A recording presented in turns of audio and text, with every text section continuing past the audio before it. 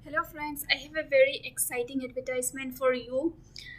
Just अभी अभी मुझे मिला है। अगर आप पीएचडी करना चाहते हैं, पीएचडी इन लॉ, वो भी टॉप इंस्टीट्यूट से like national law university and judicial academy NLU से, देन ये वीडियो आपके लिए ही है। तो पहली बार तो ये मुझे अभी नोटिफिकेशन मिला नेशनल लॉ यूनिवर्सिटी त्रिपुरा का। और यहाँ की सबसे इम्पोर्टेंट थिंग क्या है, यहाँ का सीट टोटल 15 सीट्स है। There are total 15 seats, that means बहुत ज़्यादा सीट्स है। There are a lot of chances. अगर आप नॉन एनएलयू से भी है, पहले अपने एनएलयू से मास्टर्स नहीं किया या फिर एलएलबी नहीं किया, फिर भी आपका चांस है, because you can do it. कैसे, वो मैं आपको बताती हूँ इस वीडियो पे। पहले तो यहाँ पर आपको स्टाइपेंड भी मिलेगा। अगर आपने फुल टाइम किया है तो फिर 20K का स्टाइपेंड मिलेगा। उसके बाद हॉस्टल एंड एकोमोडेशन की फैसिलिटीज़ भी मिलेगा, जो कि इस एडवर्टाइजमेंट में लिखा है ऑलरेडी। और जो फ़ी है वो जनरल के लिए 3K है। सो फ़ी थोड़ा सा हाई है अकॉर्डिंग टू मी, बट फिर भी आप अप्लाई कर सकते हो। और लास्ट डेट 25 को है। और एक इम्पॉर्टेंट थिंग, आपको एक प्रपोजल प्रिपेयर रखना पड़ेगा। अभी से आप प्रपोजल बनाएं। अभी तो लाइक 7 जनवरी, राइट? सो अभी से आप प्रपोजल बनाएं। You can make the proposal. मैं आपको ऐसे दिखाती हूँ यहाँ पर। तो फिर कैसे आप करेंगे वो मैं आपको दिखाती हूँ। ये नेशनल लॉ यूनिवर्सिटी का वेबसाइट है, ये वाला लिंक है। वो लिंक मैं यूट्यूब डिस्क्रिप्शन बॉक्स में दे दूँगी, वहाँ से आप ले सकते हैं। और खुद टाइप करके भी आपको मिल जाएगा।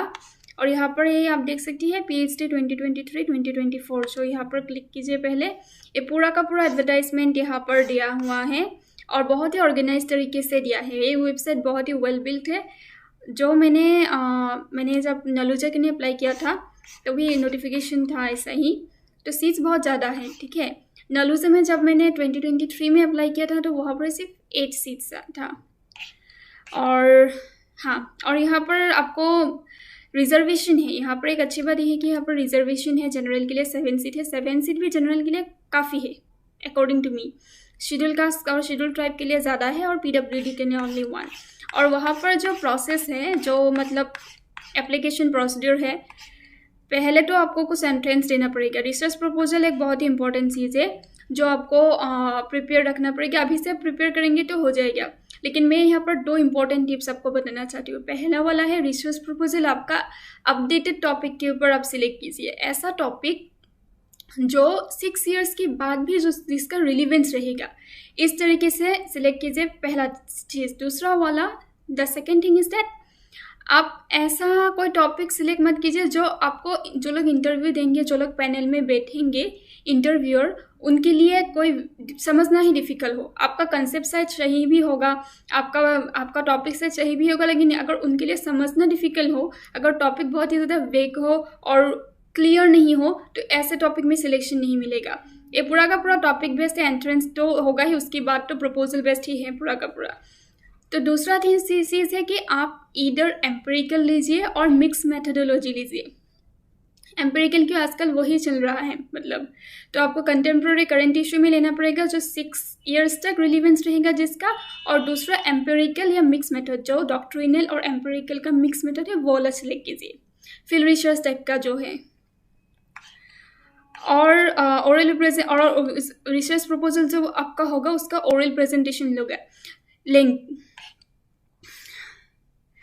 तो उसके बाद यहाँ पर टेस्ट होगा ही, ठीक है।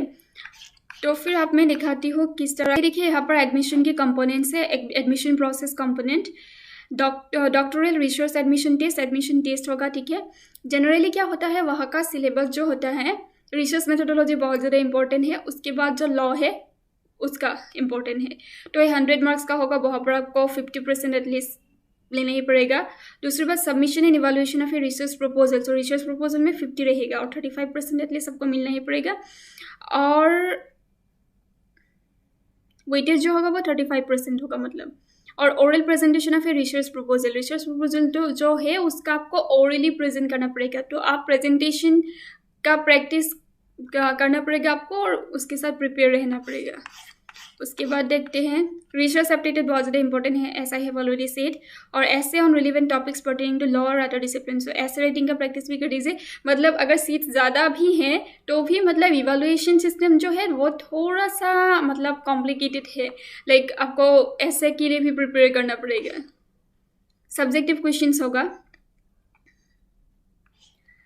देन उसके बाद रिसर्च प्रपोजल का जो स्कीम होगा वो 1500 to 2000 वर्ड्स के अंदर होना पड़ेगा।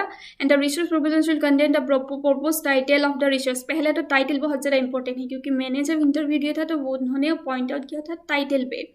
मतलब आपका टाइटल कुछ वेग नहीं होना चाहिए। जैसे कि मेरा टाइटल बहुत ही लाइक कॉम्प्रहेंसिव स्टडी मैंने दिया था पूरा का पूरा असम का। सो दी थॉट दैट मैं पूरा का पूरा असम के ऊपर रिसर्च करने वाली हूँ, जो कि सैम्पलिंग साइज अगर बड़ा होगा तो पीएचडी करना बहुत डिफिकल्ट हो जाता है। तो ऐसा होता है। और statement of problem and background information on the subject, जो भी एलिमेंट्स प्रपोजल के से है, जैसे कि आपने एलएलएम का डिसर्टेशन किया था, ठीक है, तो वहाँ पर जो भी कंटेंट रहता है वो सबको प्रपोजल में होना। You have to give this in your proposal. A brief outline of the research design including a set of research questions in propose methodology mix methodology लीजिए या फिर एम्पिरिकल लीजिए। और ओरल प्रेजेंटेशन करना पड़ेगा। The candidate will secure minimum of 50% marks in NLUT draft and minimum 35% marks in the evaluation of the submitted research proposal, will be invited to make an oral presentation before the university's panel of experts on the specific dates and times. So तो उसके बाद ये third step होगा। 3 step में exam होगा, ठीक है।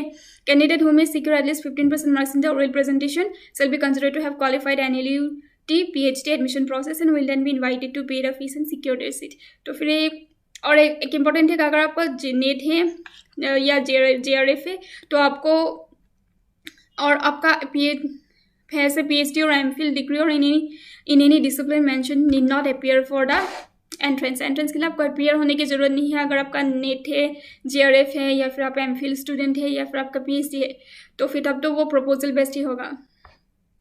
मेरा भी नेट था तो मुझे एंट्रेंस के लिए अपीयर होना नहीं पड़ा। So that was something beneficial for me. लेकिन उसके बाद मुझे एक बात का टेंशन हुआ कि अब सिलेक्शन क्राइटेरिया सिर्फ और सिर्फ इंटरव्यू, तो मुझे अच्छा परफॉर्म करना पड़ेगा।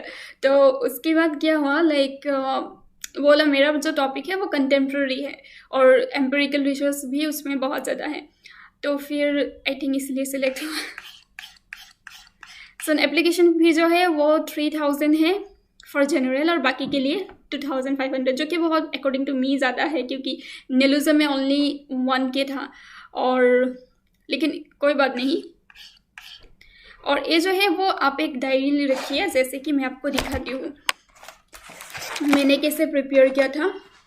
ये जो डायरी दिख रही है ये वाला मेरा डायरी था, ठीक है। तो यहाँ पर मैंने हर चीज़ लिख के रखा था, हर एवरी काइंड ऑफ मतलब इंस्टीट्यूट जहाँ पर मैं अप्लाई करना चाहती हूँ, जहाँ पर मैं टारगेट कर रही हूँ, और उसका फर्स्ट डेट, लास्ट डेट, और जो कैलेंडर है पूरा का पूरा मैंने लिख के रखा था। तो ये पूरा का पूरा प्लानर था मेरे लिए। And successfully I got a seat, तो मैं खुश हुई इस बात से। तो यहाँ पर आप देखिए दिसंबर 2023 एडमिशन नोटिफिकेशन आया। जनवरी 25 तक आपको ऑनलाइन एप्लीकेशन करना पड़ेगा। उसके बाद एंट्रेंस होगा February 10, 2024। अभी भी आपके लिए टाइम है, you can prepare, you can still prepare, don't worry. And presentation of research proposal March 2 और 3 में हो जाएगा, तो तब तक तो आप प्रैक्टिस कर ही लेंगे और प्रपोजल भी प्रिपेयर हो जाएगा।